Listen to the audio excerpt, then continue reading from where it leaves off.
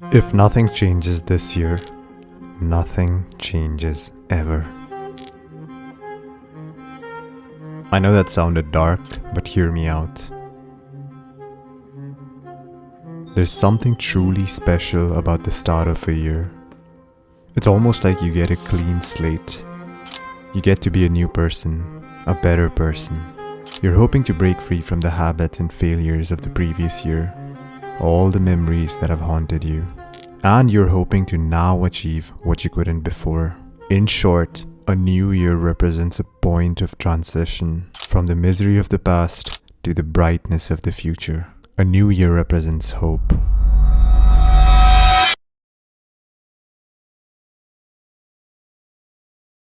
The reason why 99% of people are not able to stick to the New Year's resolution is because they rely too heavily on willpower alone. The New Year, New Me feeling lasts maybe just a couple of days, but it fades away at the first sign of discomfort. I'm sure you must have seen this happen in your local gym. On January 1st, the gym is crowded with people, but just 2 weeks later, it's back to being its usual size. All those who relied on willpower alone have been filtered out. This is the very first lesson that you must take away from this video. Willpower is a limited resource and it is bound to run out in the long run. But then the question becomes, how does one make long-lasting progress without relying on willpower? And the short answer is, you make productive habits feel effortless and automated, such that you don't ever feel like you're going against yourself. So let's break this principle down a bit.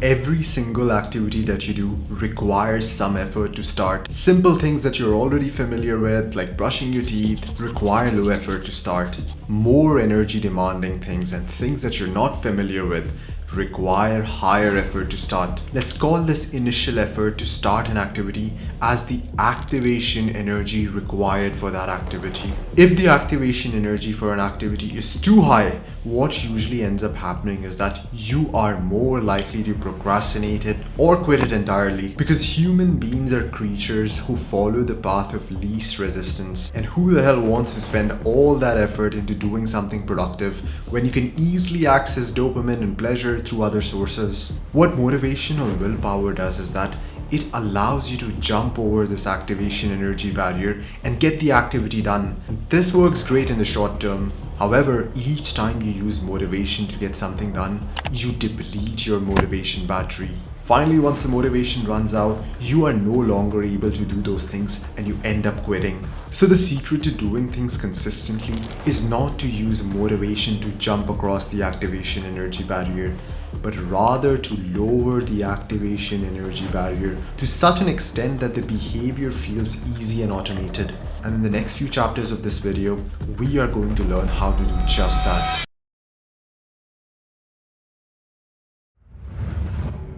I want you to think of two individuals. The first one has been going for morning runs for the last 10 years of his life. The second individual, on the other hand, has never gone for a morning run ever. And both of them plan on going for a morning run tomorrow. Which one do you think is going to have an easier time getting up and just start running tomorrow morning? The answer is actually quite obvious. The first individual, who has been doing the same thing for over a decade. The reason is because he has an identity of a person who runs in the morning. In his mind, a morning run isn't something unusual, it's just what he does. To him, getting up in the morning, putting on the shoes and completing a 5K seems to require the same activation energy as brushing your teeth. So this is a key lesson. Identity lowers activation energy. Things that you find hard or overwhelming at the moment will stop seeming hard to do as you build an identity for them. But here's the question that you're probably thinking. How can I even build an identity for something when I'm barely able to do that thing consistently for a week? I want you to think of identities as voting boxes. The more you do an activity, the more votes you cast in favor of that identity. The secret to build an identity is to just cast votes and forget about the reward. For example, when most people start working out, they immediately want the results. Whether that is to lose weight or build muscle or to see gains in strength or better performance, this is the wrong way to approach something that you've never done before. Because such a reward-based approach values short-term intensity. It makes you think that I need to put max effort each time I'm reading a book or I'm going to the gym, so that I can quickly see progress and feel rewarded. This very reward and intensity driven approach is what causes people to quit an activity. Because guess what? Some days you're going to wake up and not be in the mood to work out for an hour straight or read 20 pages of a book because you never created an identity in the first place. So here is what I want you to do for the first 1 month of the new year. Just build consistency.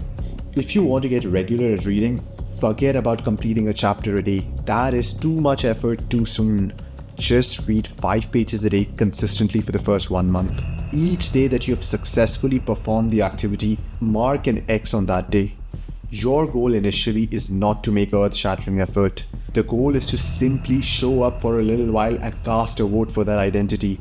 If you are someone who has just started working out, go to the gym even on rest days. Not to work out and overtrain, but just to show up, so you can literally just dress up, drive to the gym and walk on a treadmill or do some stretching. Just the act of showing up to the gym is helping you cast votes in favor of your identity of someone who trains. After you've crossed out 30 days from this board, that is now when you have some form of an identity for the things that you're doing. And this is now the point that you can start focusing a bit on intensity of things. Start delving deeper into what you're pursuing, start ramping up the intensity a bit, and start learning more about it.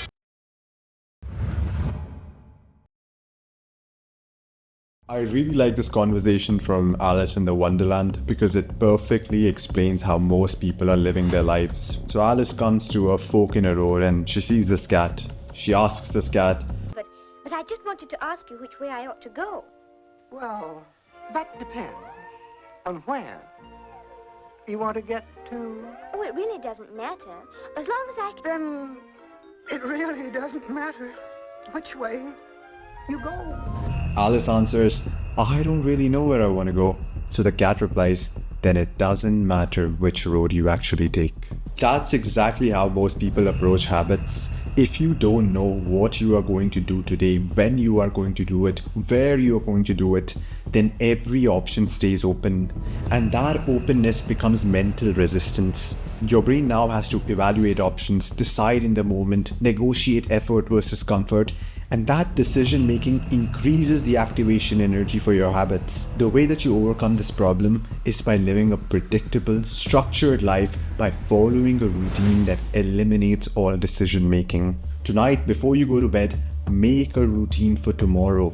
Decide what time am I going to work on my business, roughly for how long am I going to work on it, and what is the exact task that I'm going to do tomorrow. Then focus on the next habit. What time am I going to hit the gym? What sort of workout am I going to do? And then what time am I going to read?